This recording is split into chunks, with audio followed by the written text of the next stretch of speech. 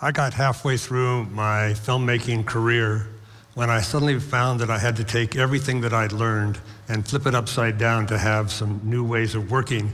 And this process of flipping things gave me some insights into the way I think and do things. I speak two languages, the language of my voice that I grew up with, and also the language of filmmaking. I speak these languages together because this is the first film I was in when I was 7 years old. My father was a sign painter, made all of us kids in the neighborhood costumes. And the next door neighbor owned a camera store, and we made a movie. And out of that, my dad started what became 7 different films. This is my first press release when I'm 7 years old, and there I am in my costume. Growing up in childhood, we did the wide shots, the close-ups, the reverse angles in 7 films between the time I was age 7 and the time I was 16. I edited one of those films when I was 12. It was just the natural thing to do. And it turned into some college degrees, and then it turned into a film career. And I kept making films using 16 millimeter and soon video, where I was constantly framing things like this.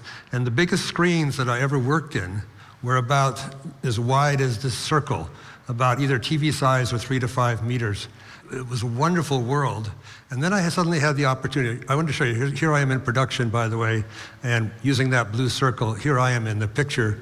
The cameraman is a colleague of mine, and I was taking the picture of him while directing the scene. Things all switched when I had the opportunity to make some IMAX films, where all of a sudden I went from having images that were this size to suddenly having images that went from that side of the stage to that side of the stage. It was like an 18 to 25 meter screen, with the one change being that the width of the screen, about row 10 there, was as far away as the audience ever got. Everybody was suddenly immersed inside the screen. It was a wonderful experience, but then I had to figure out how to use that language of filmmaking along the way. And in doing it, I spent a little bit of time, and I just did a little collage here that said this is about what it felt like all during that period. And I created what was a nickname where I called it my 180-degree rule of thumb. Anything that I did using this frame, if I did the opposite, it was likely giving me the right thing to do. All of a sudden, I found myself working in a whole world of opposites, and I constantly had to keep thinking about that. So I created this rule of thumb, and I decided to look up the dictionary just to make sure that the rule of thumb is this description that is about a broadly accurate guide or principle based on practice rather than theory, something that works all the time as a habit so that I could be able to work with my team and my crew. And I'd like to show you a couple of rules of thumb that I came up with. One of them I call riding the rotation. So this is a waterfall that we filmed in Costa Rica in the Western Hemisphere.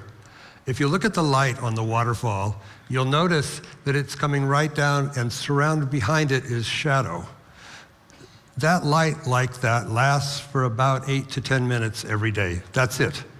What we did for this shot is we set the camera up about an hour and a half before and waited until the sun got in position so we could shoot it. That being the tropics, there was a lot of evaporation, and just about the time that it was time to shoot, it clouded over. So it gave me the opportunity to actually be there 3 different times waiting for this light. And I began to really realize, remembering my childhood of thinking about astronomy that I was taught, that it wasn't the sun I was waiting for at all. It was waiting for the planet to rotate us into position, to ride the rotation into that space. It was great. We got the shot 10 minutes long, clouded up 10 minutes later. We all, of course, know that the planet is rotating.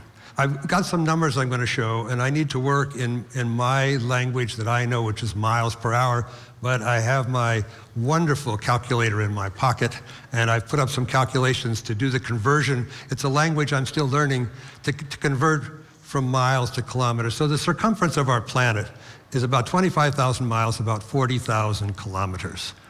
And what I decided to do is to see how fast we're going per hour. So 24 hours in the day, we do the division, and we come up with 1,000 miles an hour, 1,669 kilometers an hour. So that's how fast we're going east. I put this calculator on my screen. I got this from my phone. East is that way. We're going 20 times the fastest we can go on the expressways here right now. Everybody feel it? Ready? Ready? Ready?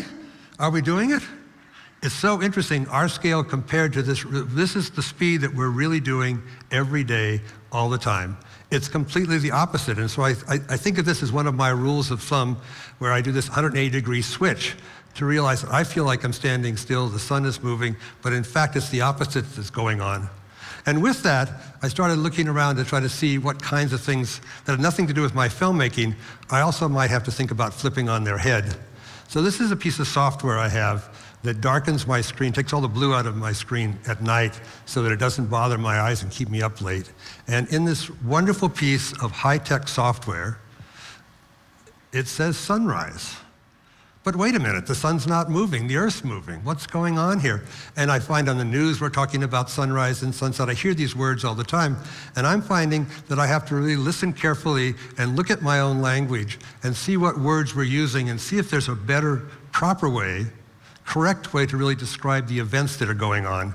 And so in English, it's dawn and dusk. This kind of idea is in lots of languages around the planet, and interesting that we have to try to find the right way to make the description so we can see where we are.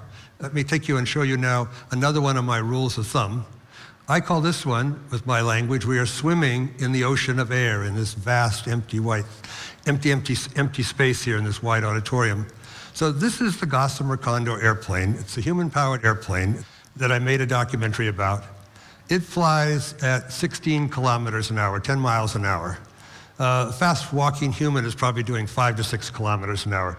It's going really, really, really slow. It's just floating. And in looking at it, I had to start thinking about what was going on. Why was it just floating? What was it floating on? It's empty. My camera just films, it shows empty space. And in fact, I'm learning that it's full of air. It's the density of air. It's something that's there that we don't notice. So one of the things that I loved to do as a child, and to do safely, and I still like doing it, is to put my hand out an open car window and feel the wind rushing by. Anybody ever done this? You know, it's great, feels terrific. I took these pictures here in a taxi in Singapore, and on this day, like on many days, there was no wind. It was a quiet day. It felt like a storm on my hand until I did the 180-degree switch and realized that it was my hand pushing through the fluid of air, the bulk of air. It's something I experience when I'm on my bicycle. I hardly notice it. It feels like a little breeze. But in fact, what it is me swimming through the ocean of air, just like I was swimming through water. And so I decided to see if I could do a visual graphic to show kind of a similar. And water is about 600 times more dense than air, but it is a fluid. My hand is doing the same thing in both of those places. And so this led me to do some looking at numbers along the way. Air pressure, 14 pounds per square inch. I need to do it in my Western numbers, and I'll convert it in just a minute. So 14 pounds per square inch. A square foot is 12 inches by 12 inches. So I did the math, and if you multiply 12 by 12, you get 144 square inches, and I have this 14 pounds per square foot. So you do that math, and you come up with 2,116 pounds per square foot. That's a ton. That's a metric ton. That's what that weighs. That's 960 kilograms per square foot. So let me give you an image that can show you what a square foot is. This is a photo of my professor colleagues and I with Minister Grace Fu from Singapore receiving a Best School Award.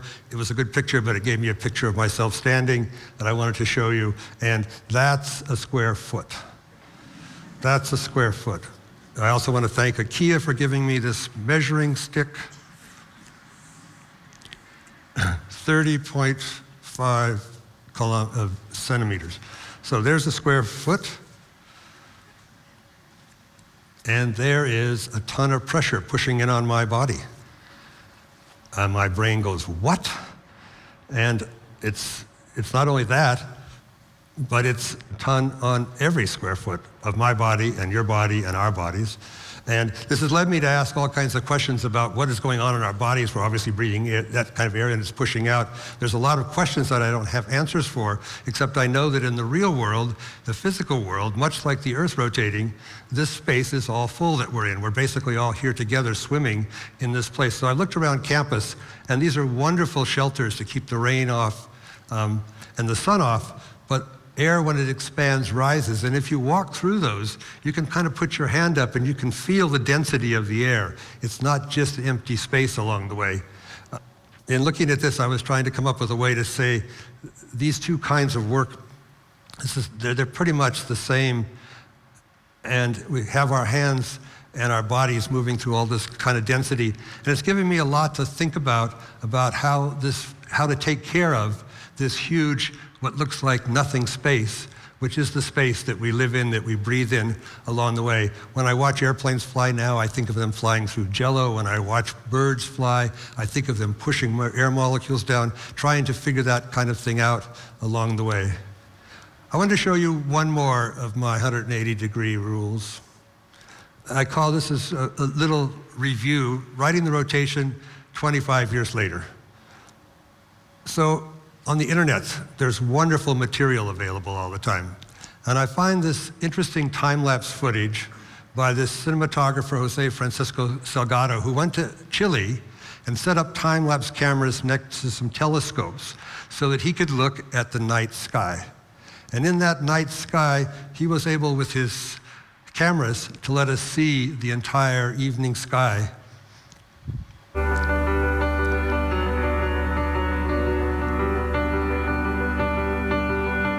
Stuff just wows me, this whole idea of changing time and seeing it. Here comes the Milky Way, our galaxy. And using my 180-degree rule, I had to start thinking about what is it that's moving here as I look at this set of images. Is it the sky? Is it what's going on? And I know the Earth's rotating. So randomly on the internet, I find this other piece of footage. This is by someone whose only name I know is Bullet People, who took that same footage and put it into some animation software where he could lock down what's really moving.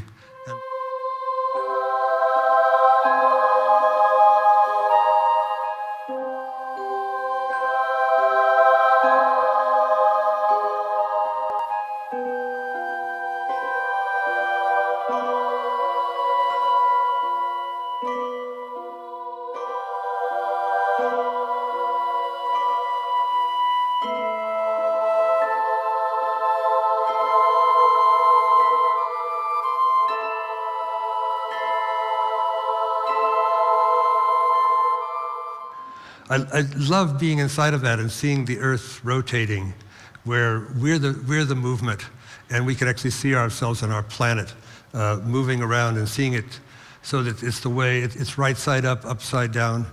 I found, using this rule of thumb, that it's really helped me relook at the things I need to take care of on the planet. It gives me a way of rethinking.